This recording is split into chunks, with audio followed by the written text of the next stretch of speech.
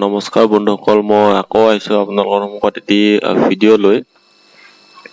ভিডিঅ'টি খুবেই ইম্পৰ্টেণ্ট হয়, তো আশা কৰোঁ ভিডিঅ'টি আপোনালোকে শেষলৈকে চাব। মই আজি আপোনালোকক দেখুৱাম যে আপোনাৰ table convert text to table মানে হৈছে ধৰক আপোনাৰ কেইটামান টেক্সট থাকিলে সেই টেক্সটটো আমি কি কৰিব লাগে, অটোমেটিক টেবুললৈ কনভাৰ্ট কৰিব লাগে। তো এইটো আমি কেনেকৈ কৰিম, ধৰক আমি টেবুলখন ক্ৰিয়েট কৰিলোঁ, ক্ৰিয়েট কৰাৰ পিছত আমি তাতে টেক্সট লিখিব পাৰোঁ, কিন্তু এইটো এনেকুৱা হৈছে যে আগতে আমি টেক্সটখিনি লিখিম, তাৰপিছতে আমি কি কৰিম, সেই টেক্সটখিনি টেবুললৈ আমি কনভাৰ্ট কৰিম। তো এইটো কেনেকৈ কৰিম সেইটো আপোনালোকক মই দেখুৱাম।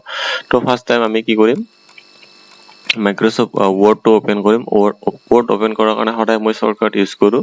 তো উইন কি প্লাছ আৰ প্ৰেছ কৰিব, তাৰপিছতে তাতে কি কৰিব লাগিব, এখন চাৰ্ট আহিব, তাতে আপুনি কি লিখিব, উইন ৱৰ্ড লিখিব। মাইক্ৰ'ছফ্ট ৱৰ্ডৰ কাৰণে আপুনি কি কৰিব, উইন ৱৰ্ড লিখিব, আৰু এক্সেলৰ কাৰণে এক্সেল বুলি লিখিব। উইনৰ টাইপ কৰিলে দেন এণ্টাৰ কৰি দিব। এণ্টাৰ কৰি দিয়াৰ লগে লগে কি হ'ব, আপোনাৰ এনেকৈ ৱৰ্ডটো অপেন হৈ যাব। এইটো হৈছে মাইক্ৰ'ছফ্ট অফিচ 2013, ঠিক আছে। আপোনালোকে যিকোনো ইউজ কৰিব পাৰে, ধৰক মাইক্ৰ'ছফ্ট অফিচ 2000 আছে, 2007 আছে, এনেকুৱা। এতিয়া আপগ্ৰেড ভাৰ্চন আপোনাৰ 2013 আছে। তো আমি ইয়াতে কি কৰিম, কনভাৰ্ট টেক্সট টু টেবুল কৰিম। তো ফাৰ্ষ্ট টাইম আমি কি কৰিম, এটা ফৰ্মুলা আছে, ফৰ্মুলাটো হৈছে at first type some name.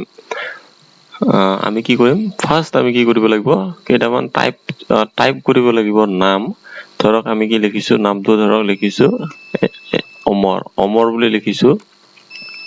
মই টেক্সটটো অলপ ডাঙৰকৈ দিছোঁ, তেতিয়া আপোনালোকৰ বুজাত হেল্প হ'ব। ধৰক অমৰ বুলি দিছোঁ, কিন্তু আমি কি কৰিম, নৰ্মেলি আমি কি কৰোঁ, স্পেচ আমি নামৰ পিছত এটা স্পেচ দিব লাগে। তো আমি কি কৰোঁ, এটা স্পেচ কিটো ব্যৱহাৰ কৰোঁ, কিন্তু ইয়াতে আমি কি কৰিব লাগে, স্পেচ কিটো আমি ব্যৱহাৰ কৰিম, কিন্তু কিহেৰে ব্যৱহাৰ কৰিম, টেব কিৰে। তো ফৰ্মুলাটো হৈছে at first type some name then using space with tab key. মানে ইয়াতে ফৰ্মুলাটো কি বুজাইছে, আমি নাম লিখিম, নামৰ পিছত স্পেচ দিব লাগে, কিন্তু আমি এই যে স্পেচ যে দিছোঁ, এই স্পেচখিনি আমি যে এই স্পেচ দিলোঁ, এই স্পেচখিনি কি হ'ব, আমাৰ স্পেচ বাৰে দি নিদিওঁ, আমি কি কৰিম, টেব কিৰে স্পেচ কৰি আমি কি কৰিম, স্পেচ দিম, কিন্তু টেব কিৰে। তো ফৰ্মুলাটো আকৌ এবাৰ কৈছোঁ, at first type some name and using space with tab কি। তো আমি কি কৰিম, টেব কি দিলোঁ, ধৰক অমৰ লিখিছোঁ, দেন বকো লিখিছোঁ, তাৰপিছতে লিখিছোঁ ধৰা জ্যোতি লিখিছোঁ, তাৰপিছতে আকৌ আমি স্পেচ দিম, কিন্তু স্পেচ বাৰে নিদিওঁ, আমি কি কৰিম, টেবেৰে দি দিম। ধৰা ইয়াতে পিংকু লিখিছোঁ, নেক্সট আকৌ টেব কি দিছোঁ, ধৰা ইয়াতে জলি লিখিছোঁ, নেক্সট আকৌ ধৰা যিকোনো নাম দিছোঁ, মনজিত দি দিলোঁ, নেক্সট টেব কি দিছোঁ, হিয়ামন বুলি দিলোঁ, নেক্সট আকৌ টেব কি ইউজ কৰিলোঁ, তাতে ডেকা দিলোঁ, নেক্সট আকৌ আমি কি কৰিম, এনেকুৱাকে নাম কেইটামান টাইপ কৰি ল'ম, আৰু কিন্তু আমি স্পেচটো কিহেৰে দিম, আমি টেব কিৰে দিম। আমি কোনো স্পেচ বাৰেৰে এনেকৈ নিদিওঁ, আমি কি কৰিম, ডাইৰেক্ট আমি টেব কিৰে স্পেচ দিম। তো ফৰ্মুলাটো হ'ল at first type some name and using space with tab কি। আমি নাম টাইপ কৰি ল'লোঁ, নেক্সট আমি কি কৰিলোঁ, স্পেচ ব্যৱহাৰ কৰিলোঁ টেব কিৰে। দেন ফৰ্মুলাটো কি আছিলে, দেন চিলেক্ট দ্য টেক্সট। তো আমি কি কৰিলোঁ, টেক্সটখিনি চিলেক্ট কৰিলোঁ। আমি মাউচেৰে চিলেক্ট কৰিব পাৰোঁ, বা কীবৰ্ডত আমি কি কৰিব পাৰোঁ, কণ্ট্ৰল এ প্ৰেছ কৰি পিনে আমি চিলেক্ট কৰিব পাৰোঁ। তো ফৰ্মুলাটো আকৌ এবাৰ কৈছোঁ বন্ধুসকল, at first type some name and using space with tab কি, দেন চিলেক্ট দ্য টেক্সট। আমি টেক্সটখিনি চিলেক্ট কৰি ল'লোঁ। দেন ফৰ্মুলাটো আছিলে গো টু ইনচাৰ্ট টেব।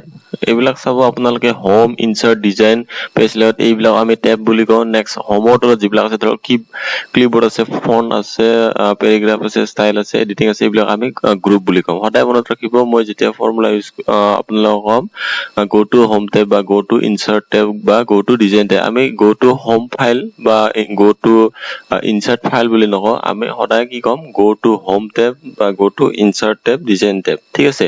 টেবৰ তলত যিকেইটা থাকিব সেইকেইটাহে হৈছে গ্ৰুপ, ঠিক আছে।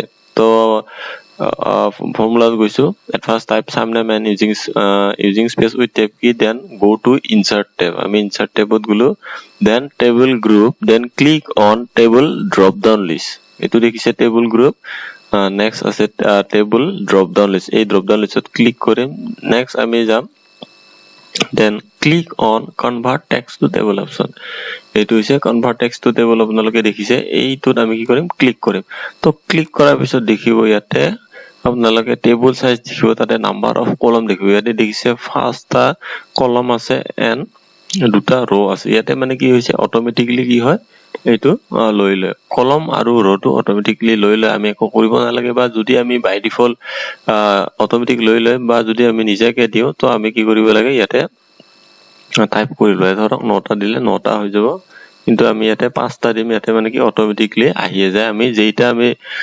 ডকুমেন্ট এৰিয়া পেজত আমি যেইটা নাম টাইপ কৰো হেটো অটোমেটিক্যালি কি হয় সিস্টেমে লৈ লয় তো আমি কি কৰিম নেক্সট আমি ওকে কৰিম তো দেখিছে অটোমেটিক কি হৈ গৈছে এইখন টেবুলত ক্ৰিয়েট হৈ গৈছে দেখিছে আমাৰ নাম হে আছিল কিন্তু আমাৰ কি হৈছে টেবুলত ক্লিক হৈছে তো আমি কি কৰো এনেকুৱাকে কনভাৰ্ট টেক্সট টু টেবল টেক্সটৰ পৰা আমি কি কৰো টেবুললৈ কনভাৰ্ট কৰো তো মই আকৌ এবাৰ আপোনালোকক দেখুৱাই দিছো এইখিনি ডিলিট কৰি দিছো তো চাই লওক ফৰ্মুলাটো হৈছে at first type sum name আমি কি কৰিলো নাম আমি টাইপ কৰিলো মই আপোনালোকক অলপ জুমত দেখুৱাই দিছো তেতিয়া অলপ বুজিব সহজ হ'ব মই লিখিছো তাৰপিছত আমি স্পেস কি ব্যৱহাৰ কৰিছো টেব কিৰে পিংকু লিখিছো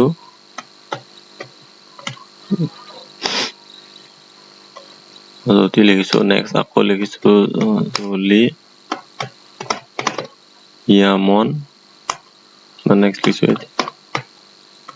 এনেকুৱাকে আমি নাম টাইপ কৰি লৈছো কিন্তু আপোনালোকে মনত ৰাখিব স্পেস দিওতে সদায় ট্যাব কি ইউজ কৰিব স্পেস বাৰ ইউজ নকৰিব তো ফৰ্মুলাটো আকৌ এবাৰ কলো at first type sum name আমি নাম টাইপ কৰি ললো then at first type sum name and using space with tab key then select the text then go to insert tab then go table group then click on table drop down list আমি drop down listত click কৰিলো then go convert text to table বা then click convert text to table তাৰপিছতে কি হ'ব convert text to table list দিম আমাৰ ইয়াতে number of কলম আহিব নাম্বাৰ অফ ৰ অটোমেটিক লৈ ললো দেখিছে আপোনালোকে ইয়াতে কলম 3টা আছে আৰু ৰ 2টা আছে তো অটোমেটিক লৈ গৈছে আমি জাস্ট কি কৰিম ওকে কৰি দিম তো দেখিছে ইয়াতে ধুনিয়াকে আমাৰ টেক্সট কিনি কি হৈছে টেবুললৈ কনভাৰ্ট হৈ গৈছে তো আশা কৰো আপোনালোকে ভিডিওটি ভালকে